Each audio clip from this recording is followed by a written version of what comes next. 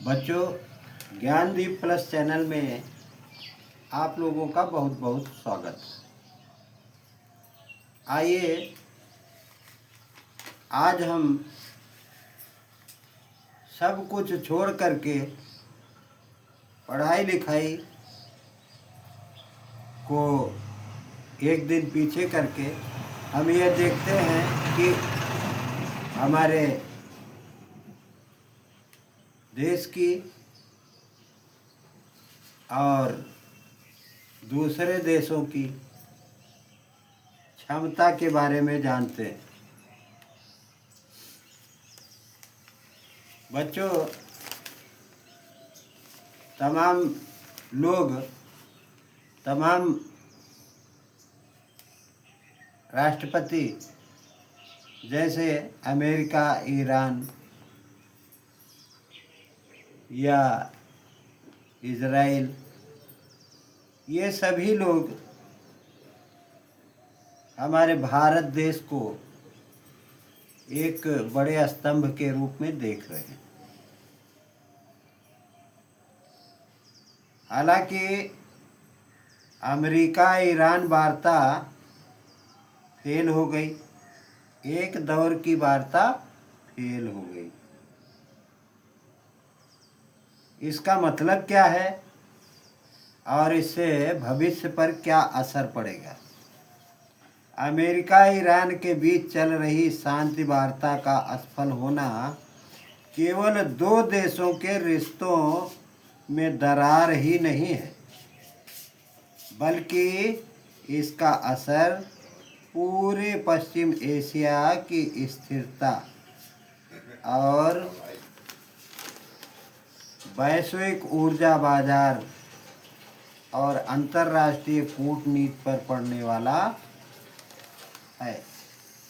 बच्चों, लेबनान में इजराइल बमबारी कर रहा था, जिस पर ईरान ने अपना विशेष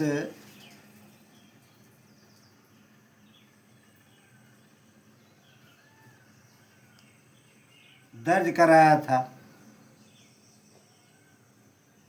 वहीं ईरान की इस प्रकार की सूत्री बातें जो अमेरिका शुरू से मानने से इनकार कर रहा है,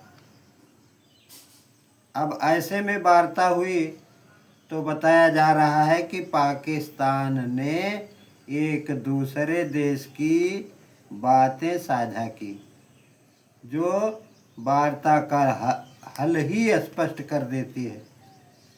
तो जब वार्ता का हल अस्पष्ट हो गया तो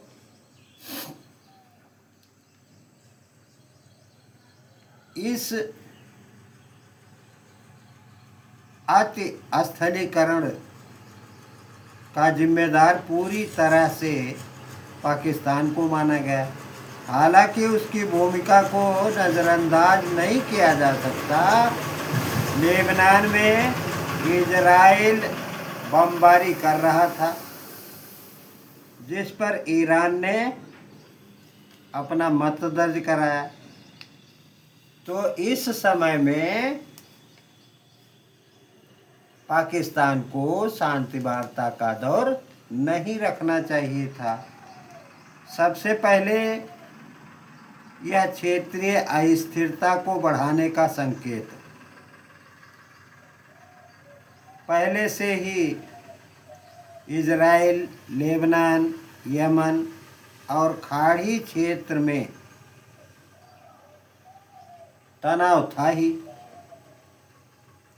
और ऐसे में वार्ता का टूटना टकराव की संभावना को और भी बढ़ा देता है। ईरान समर्थित समूहों और अमेरिका समर्थित शक्तियों के बीच परोक्ष संघर्ष तेज हो सकता है। दूसरा बड़ा प्रभाव वैश्विक तेल बाजार पर पड़ सकता है। विश्व में ज़्यादातर तेल एक होर्मुज राष्ट्र है, वहीं से आता है। होर्मुज स्टेट है,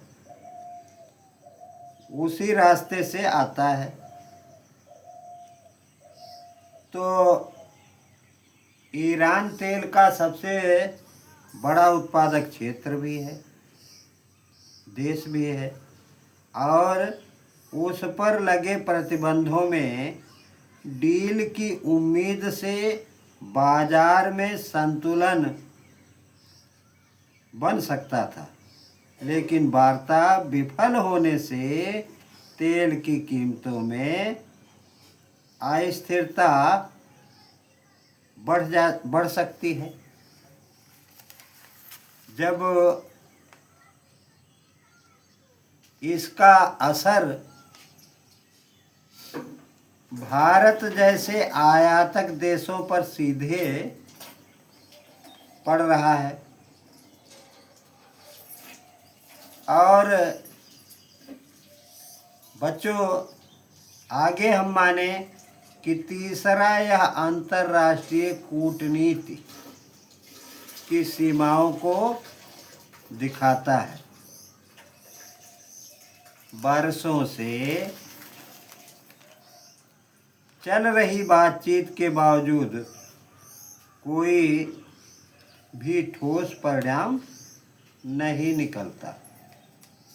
तो यह दर्शाता है कि अपनी अविश्वास और राजनीतिक हित शांति के रास्ते में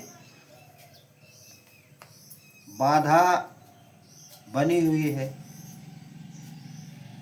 इससे भविष्य में अन्य वैश्विक वार्ता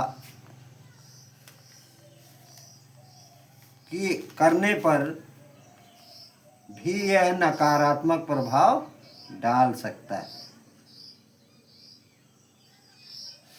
इसके आगे देखें तो परमाणु कार्यक्रम को लेकर चिंताएं और बढ़ेंगी। ईरान के परमाणु कार्यक्रम को सीमित करने का उद्देश्य इस वार्ता का मुख्य आधार था। अब इसके विफल होने से परमाणु हथियारों की होड़ और तेज होने का खतरा है। इससे वैश्विक सुरक्षा पर प्रश्न चिन्ह लगना स्वाभाविक है। यह विफलता एक चेतावनी है कि केवल बातचीत की मेज पर बैठना ही संपूर्ण समाधान नहीं है, बल्कि विश्व निर्माण और ठोस राजनीति इच्छा शक्ति भी जरूरी है। यदि विश्व शक्तियां समय रहते समाधान नहीं निकाल सकती तो खामियाजा पूरी दुनिया को भुगतना ही पड़ेगा। इसलिए बच्चों, इस का हल निकालना विशेष आवश्यक है, और यदि परमाणु कार्यक्रम तेज हुआ तो पूरी दुनिया, पूरा विश्व ध्वस्त हो सकता है। बच्चों, जैसे आप लोग इस चैनल को देख रहे हैं, देखते रहिए। हम ऐसी ऐसी चीज़ें बताते हैं जिसके लिए यह देखना विशेष आवश्यक है। धन्यवाद।